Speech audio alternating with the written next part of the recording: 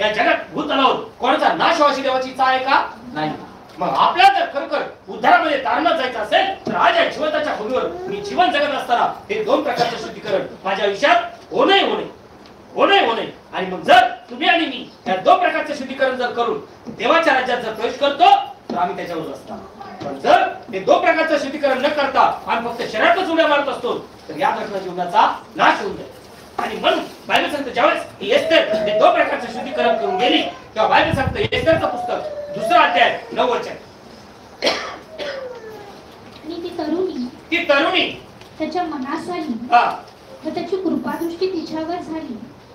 नंतर त्याने तिचे शुद्धतेचे साहित्य व तिचे वाटे व राजाच्या घरातून तिला देण्यासाठी निवडलेल्या 7 कन्या तिला दिल्या. बायबल सांगतोय की ती तरुणी राजाला पसंत पडली. ज्यावेळेस आम्ही विवाह विधी करतो, विवाह करायची प्रॅक्टिस बघतो, तो तरुणी पाहतो, मुलगा मुलगी पाहतो, हे लक्षात असू द्या. आता ज्यावेळेस एस्तेर 2 प्रकारचं शुद्धीकरण करून गेली, 2 प्रकारचं शुद्धीकरण करून गेल्यानंतर ती तरुणी म्हणजे कुवारी, ती तरुणी की तुला घ्यायला आला, ज्या जागृत होत्या, ज्यांचे दिवे पेटलेले होते, बायबल सांगतं त्यांना त्याने आत घेतलं. का? कारण त्या जागृत होती. आज आमचे दिवे किती आम्ही स्वतः बघले. आज कंडिशन काय आहे की लोकांना फक्त एक लागले की चर्च मध्ये गेलं म्हणजे स्वर्गात गेलो. नियम पाळणे कारण स्त्रियांचे रिवाज, स्त्रियांची चाल ही पाळणे.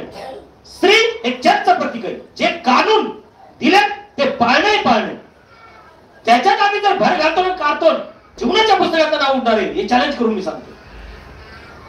ती कुवारी त्याला पसंत पडली. बायबल सांगतं ती कुवारी त्याला पसंत पडली. वाचा प्लीज. ती तरुण स्त्री त्याला पसंत पडली व तो तिच्यावर प्रसन्न झाला. आता बघा स्त्री शब्द वापरलाय. पंडित रामबाईंनी काय शब्द वापरलाय? आणि ती तरुणी कुवारी स्त्री कशाला जाईल?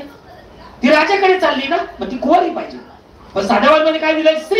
स्त्री म्हणजे करेक्टेड आहे, खराब झालेली असते.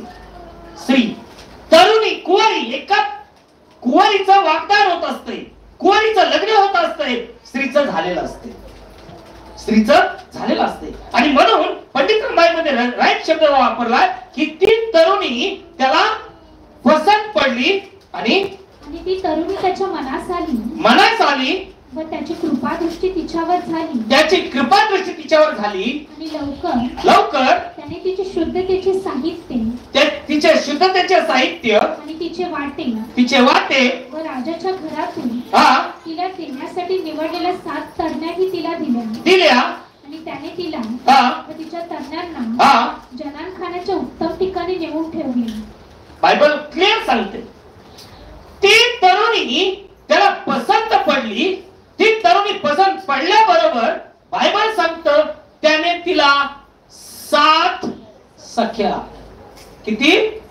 7 सख्या दिल्या. त्या 7 सख्या कशाला इंडिकेट करतोय?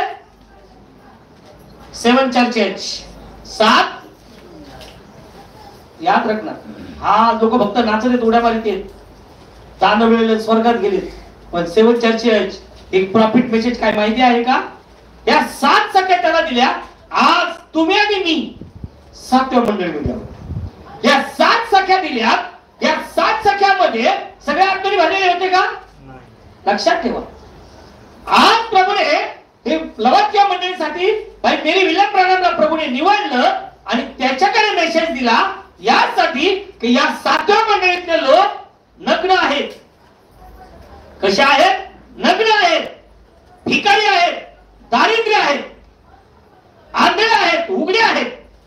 प्रभू म्हणतो माझ्याकडे या. प्रभूने या मंडळातून त्यांना बाहेर काढण्यासाठी विल्यम मेरी ब्रॅनमला निवडलं, संदेशकार म्हणून, प्रॉफिट म्हणून. आणि प्रभूने त्याची वचन त्याच्या मुखात घातली आणि त्या प्रगतीकरण जे पहिल्या मनामध्ये पावलाला मिळालं होतं तेच प्रगतीकरण